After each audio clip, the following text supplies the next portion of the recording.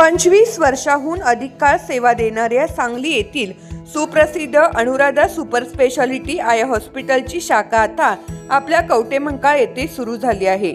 डोळ्यांच्या सर्व तक्रारीवर निदान व उपचार येथे केले जातात।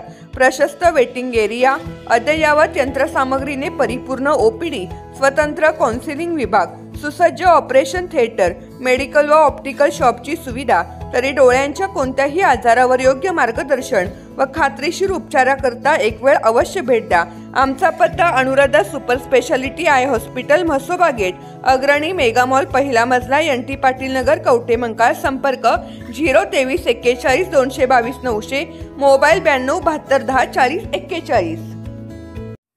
बोरगाव येथे माळावर महिलेला लुटणाऱ्या एकाला अटक। कवठेमहांकाळ पोलीस ठाण्यातील DB पथकाची कारवाई।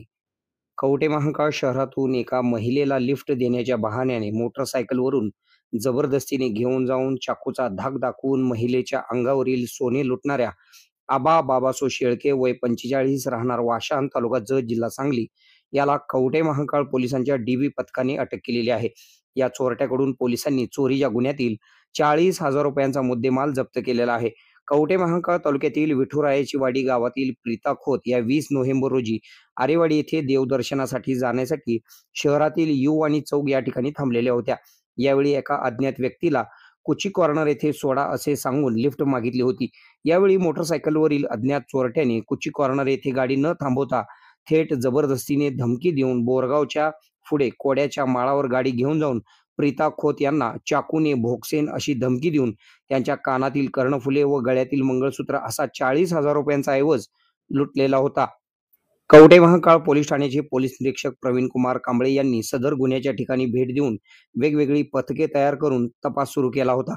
कवठेमहांकाळ पोलीस ठाण्यातील पोलीस शिपाई सिद्धराम कुंभार यांना गोपनीय बातमी तसेच तांत्रिक माहितीच्या आधारे व सदर गुन्ह्यातील आरोपी वाशान, तालुका जत येथील असल्याची खात्रीशीर बातमी मिळाली। कवठेमहांकाळ पोलिसांच्या DB पथकाने वाशान, तालुका जत येथे जाऊन आरोपीस ताब्यात घेऊन त्याच्याकडे तपास केला असता त्याने गुन्हा कबूल केल्याने त्याची अंगझडती घेतली असता त्याच्याकडे चोरीचा मुद्देमाल मिळून आला। सदर मुद्देमालाबाबत विचारले असता त्याने कवठेमहांकाळ येथे चाकूने भोगसून धमकी देऊन बोरगाव येथे गावच्या हद्दीत निसर्ग हॉटेलच्या समोर चाकू दाखवून जीवे ठार मारण्याची धमकी देऊन लुटले असल्याचे सांगितले। सदर गुन्ह्यात कोणताही पुरावा नसताना पोलिसांनी कसोशीने प्रयत्न करून गुन्हा उघडकीस आणण्यात यश आलेले आहे। सदर कारवाईमध्ये पोलीस अधीक्षक संदीप घुगे, अप्पर पोलीस अधीक्षक कल्पना बारवकर, उपविभागीय पोलीस अधिकारी जत विभाग सचिन थोरबोले यांच्या मार्गदर्शनाखाली पोलीस निरीक्षक प्रवीण कुमार कांबळे, सहाय्यक पोलीस निरीक्षक दत्तात्रय कोळेकर, पोलीस उपनिरीक्षक रवींद्र भापकर, सहाय्यक पोलीस फौजदार Sanjay Kamble, police head constable Nagesh Masal, Shrimant Kare, Siddharam Kumbhar, Sheetal Jadhav, Abhijit Kasar, cyber police ठाण्याकडील अभिजित पाटील, अजय पाटील यांनी सहभाग घेतला। यावेळी पत्रकार परिषदेत माहिती देताना पोलीस निरीक्षक प्रवीण कुमार कांबळे, आपल्या भागातील बातम्या पाहण्यासाठी आमचे न्यूज चॅनल सबस्क्राईब करा व फॉलो करा। मुख्य संपादक Kunal Kothawale, KK Marathi news network. Kavathemahankal police Thane गुन्हा रजिस्टर नंबर 452/2025 यामध्ये जबरी चोरीचा प्रकार झाला होता।